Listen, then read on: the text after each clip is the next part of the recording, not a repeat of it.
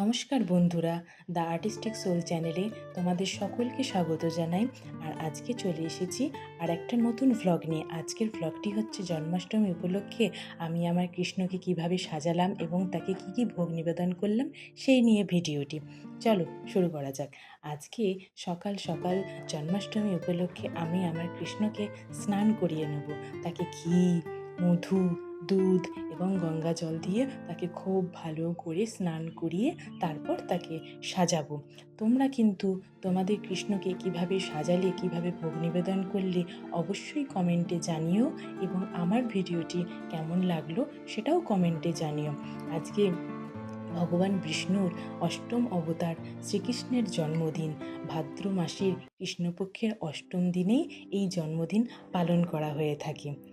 আমি আজকে আমার শ্রীকৃষ্ণকে তালের বড়া, মালপোয়া, লুচি, সুজি, মিষ্টি, ক্ষীর, তার প্রিয় হচ্ছে ক্ষীর, এই সমস্ত কিছু আমি ভোগ নিবেদন করেছি। তোমরা কি কি ভোগ নিবেদন করেছো জানিও।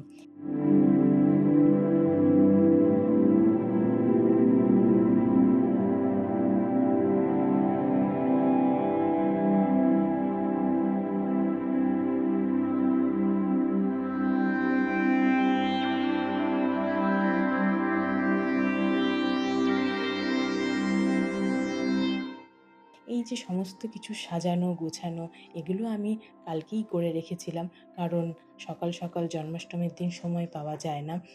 নানান রকম ভোগ রান্না থাকে, কৃষ্ণকে সাজানো থাকে, আলপনা দেওয়া থাকে, অনেক কিছু কাজ থাকে। আমি এখানে খুব সুন্দর করে আলপনা দিয়েছি।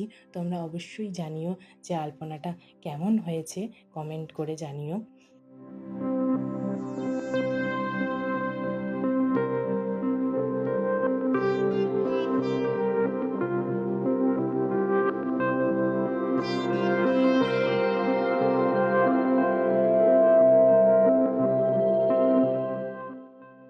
এই যে সমস্ত ভোগ নিবেদন করা হয়ে গেছে, এরপরে আমরা কোনো পুরোহিত দিয়ে পুজো করাইনি।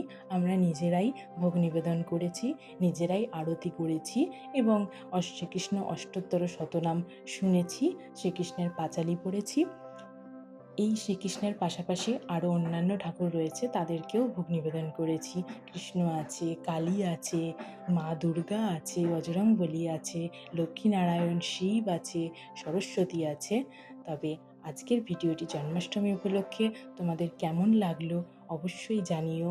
আর তোমরাও কমেন্ট করে জানিও তোমরা কিভাবে পালন করলে জন্মাষ্টমী। আজকের ভ্লগটি এই পর্যন্তই। তোমরা ভালো থেকো, সুস্থ থেকো, আর অবশ্যই ভিডিওটি কেমন লাগলো কমেন্টে জানিও।